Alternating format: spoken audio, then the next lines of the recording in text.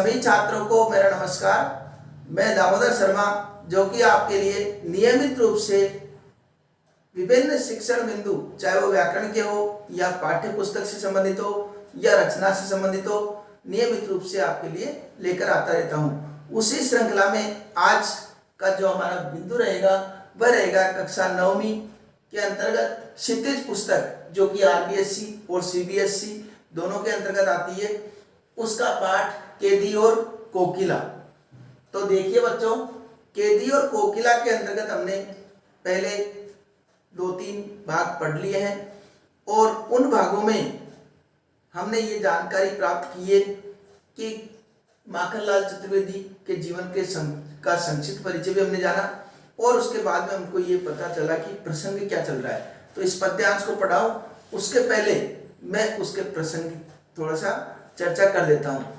तो देखिए बच्चों, स्वतंत्रता संग्राम में सक्रिय रूप से भाग लेने वाले कवि माखनलाल चतुर्वेदी को जब अंग्रेज सरकार ने, ब्रिटिश सरकार ने जेल में डाल दिया था, तो जेल में उनके प्रति विभिन्न प्रकार के अत्याचार किए जा रहे थे। उन अत्याचारों से वो काफी पीड़ित थे और उनको देश की स्वतंत्रता की काफी चिंता थी। इसी समय कोयल वहां पर आती है और दुख भरे स्वर में जिस प्रकार आवाज करती है, वो चिल्लाती है, तो उसको देख करके कवि माखनलाल चतुर्वेदी उनसे पूछते हैं कि हे कोयल, तुम इतना दुखी क्यों हो? मेरे दुख का कारण तो सबको पता है, क्योंकि यहाँ पर जो अंग्रेज सरकार अत्याचार कर रही है कि न तो पेट भर के खाना देती है और न मुझे मरने देती है, और निरंतर वो अत्याचार जितना कर सकती है उतना अत्याचार करती है। लेकिन तुम क्यों दुखी हो रही हो, तुम क्यों रो रही हो? कहने का तात्पर्य है, कहने इस पद्यांश से, इस पाठ के माध्यम से विशेष रूप से बात बताई गई है कि व्यक्ति, क्योंकि उस समय जो लोगों के अंदर भावना आ गई थी कि हम थोड़ी जेल में हैं, जो जेल में है वही जाना। खुद को जो बाहर रहने वाले ये मानते थे स्वतंत्र हैं हम, तो हमें किसी प्रकार का कोई कष्ट नहीं है। तो उस बात को भी इसमें प्रकट किया गया है कि ऐसा नहीं है, जब देश ही परतंत्र है हमारा, तो वहां के लोग कैसे स्वतंत्र हो सकते हैं? वो सब जेल में है, वह भी स्वतंत्रता की बेड़ियों में बंधे हुए हैं। तो जब तक वो आजाद नहीं होंगे तब तक, चाहे वो एक कैद में हो या बाहर हो, जब देश ही स्वतंत्र है तो सभी स्वतंत्र हो जाते हैं। इस प्रकार की तो कोयल की माध्यम से ये कुछ भाव उन्होंने प्रकट किए हैं। आगे कहते हैं, जब कोयल को अपनी पीड़ा का बखान करते हुए कवि कहते हैं, क्या कहते हैं, ये बहुत ही महत्वपूर्ण पद्यांश है, इसमें बहुत से प्रश्न बनते हैं, हमको ध्यान से इसको समझना चाहिए। क्या देख न सकती जंजीरों का कहना? हे कोयल, तुम्हारा दुख मेरी समझ से बाहर है, क्योंकि तुम्हें तो किसी प्रकार की कोई कष्ट नहीं है, तुम तो स्वतंत्र हो, और मेरे स्थिति जो देखिए, क्या ये तुम मेरे शरीर पर पड़ी हुई ये जंजीरें, ये जंजीर रूपी ये गहना देख नहीं पा रही, क्या देख नहीं सकती हो?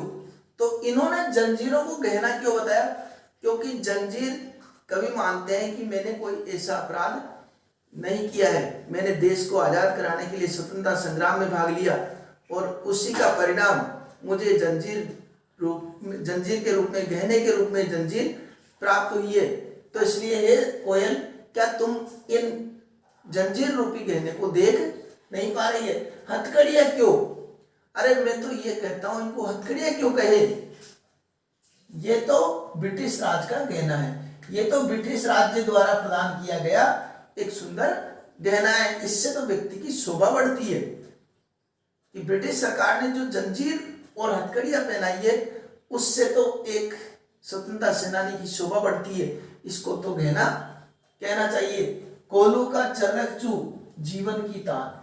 हे कोयल, अब तो ये कोलू की जो चर्रकचू की आवाज आती है, कोलू का बैल होता है जिस चक्कर काटते रहते हैं यो, और चक्कर काट के घूमते फिरते सारे दिन परेशान होकर के और कार्य करते रहते हैं, तो कोलू के बैल की तरह। तो उस बैल की जगह इनको जोता जाता था, तो अब क्या कहते हैं कि हे कोयल, अब तो ये कोलू के जो चर्रकचू की आवाज आती है, यही मेरे जीवन का संगीत है, यही मेरे जीवन की तान है। गिट्टी पर अंगुलियों ने लिखे गान। और जिस प्रकार के कार्य अंग्रेज सरकार करवाती थी, गिट्टियां तोड़वाना, पत्थर फोड़ना, तो उन सब कार्यों पर, उन गिट्टियों पर जिस प्रकार अंगुलियां चलती थी, यही उनके जीवन के गान प्रकट करते थे।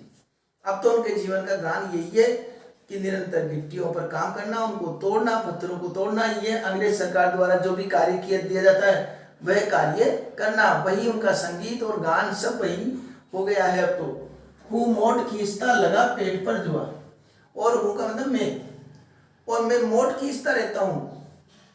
मोट का मतलब कि मोट खींचता, चरस, चरस होता है गांव में जिसको कुएं से पानी निकालने के काम ले जाते थे, तो उस मोट को खींचता रहता था, पेट पर जुआ, लगा पेट पर जुआ, क्योंकि जो कार्य उस चरस को खींचने का काम कौन करते थे? बैल।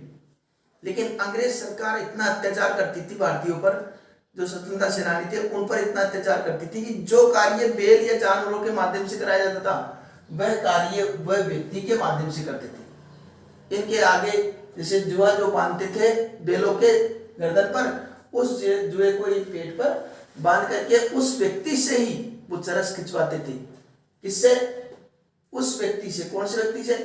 जो कैदी है, स्वतंत्रता सेनानी है, उन पर अत्याचार करने के लिए उनको जानवरों के तरह उनके साथ व्यवहार किया जाता था। खाली करता हूं ब्रिटिश अकड़ का कुआं, लेकिन मैं हिम्मत नहीं हारता, मैं भी अपने कार्य से और अपनी मेहनत से ये ब्रिटिश अकड़ का कुआं, ब्रिटिश अकड़ का कुआं से तात्पर्य यहाँ पर यह हो गया कि ब्रिटिश सरकार जिस प्रकार अत्याचार कर रही है उसकी अकड़ है कि किस अत्यधिक अत्याचार करो कि व्यक्ति हार मान जाए, पीड़ित हो जाए, दुखी हो जाए। लेकिन उस अकड़ का कुआं भी वो खाली करते थे, मन में थोड़ी सी भी ऊब नहीं लाते थे, दुखी नहीं होते थे, और निरंतर कार्य प्रसन्नता से वो करते थे। ये लगता था उनको मैं देश के लिए कुछ कर रहा हूं। और इस अंग्रेज सरकार अत्याचार करते करते परेशान हो जाती थी। अत्याचार करने वाले थक जाते थे, लेकिन अत्याचार सहने वाले नहीं थकते थे।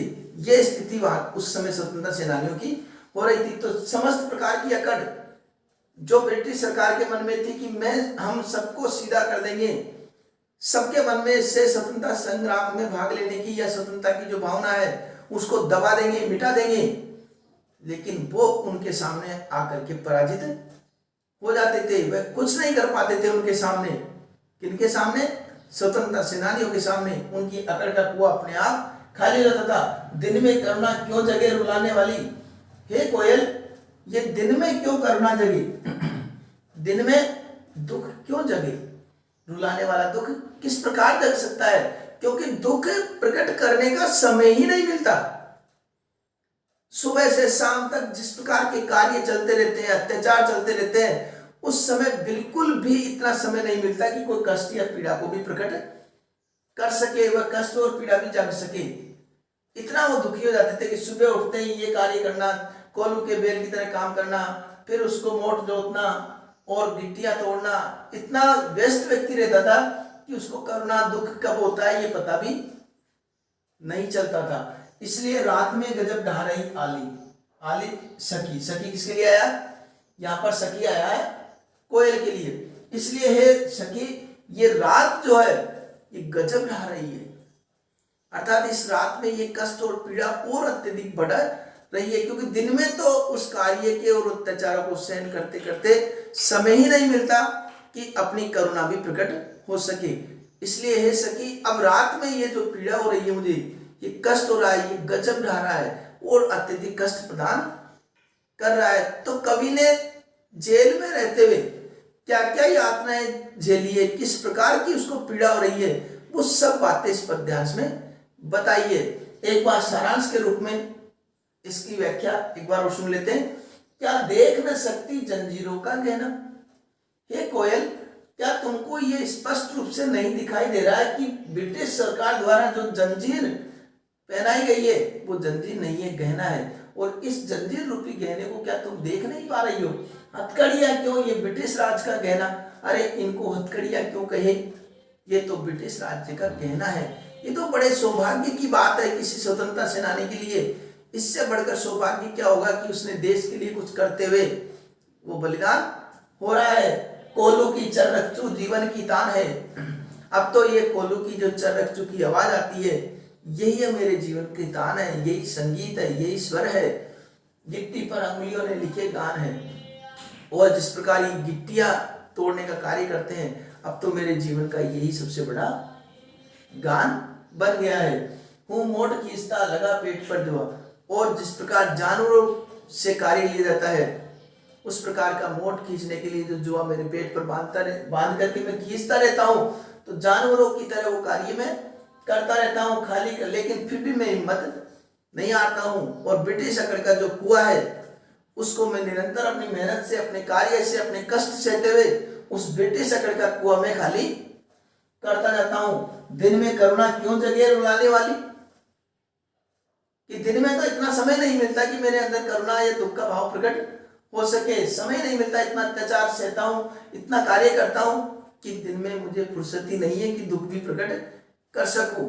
इसलिए हे सखी, ये रात में ये कष्ट मुझे और ज्यादा दुखी कर रहा है, गजब ढा रहा है। ये दुख पीड़ा ये सब मेरे दिल में प्रकट होती है रात में। आली से तात्पर्य यहाँ पर सखी, और सखी किसको कहा गया है? कोकिला को। कोकिला से तात्पर्य कोयल। तो ये रही इसकी व्याख्या। और इससे बढ़ने वाले जो प्रश्न है, जो इस पाठ के महत्वपूर्ण प्रश्न है, वो डिस्क्रिप्शन में मैं देता हूं, वहां जाकर के आप अध्ययन कर सकते हैं। ठीक है। और प्लेलिस्ट में जाकर के आप संपूर्ण पद्यांश भाग की जो पाठ है उनका एक साथ भी अध्ययन कर सकते हैं। अब देखिए इसकी व्याख्या अगर पूछते हैं तो हमें क्या करना चाहिए? तो व्याख्या के लिए सर्वप्रथम हमको प्रसंग लिखना पड़ेगा। प्रसंग, प्रसंग के अंतर्गत हम प्रस्तुत पद्यांश हमारी पाठ्य पुस्तक क्षितिज के अंतर्गत कवि माखनलाल चतुर्वेदी, पूरा नाम लिखेंगे, माखनलाल चतुर्वेदी द्वारा रचित केदी और कोकिला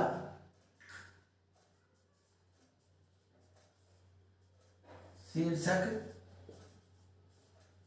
से अवतरित है। केदी और कोकिला शीर्षक से अवतरित है। इसमें कवि ने अपने प्रति अंग्रेजों द्वारा किए गए अत्याचारों का वर्णन किया है। ठीक है। अब व्याख्या अभी जैसे मैंने बताई थी उस प्रकार व्याख्या हमको लिखी देनी है। और विशेष में हम लिखेंगे, विशेष में खड़ी बोली हिंदी का प्रयोग, खड़ी बोली हिंदी का प्रयोग है। और इसके अलावा एक हम लिख देंगे अनुप्रास, या लिख देता हूं मैं अनुप्रास अलंकार का प्रयोग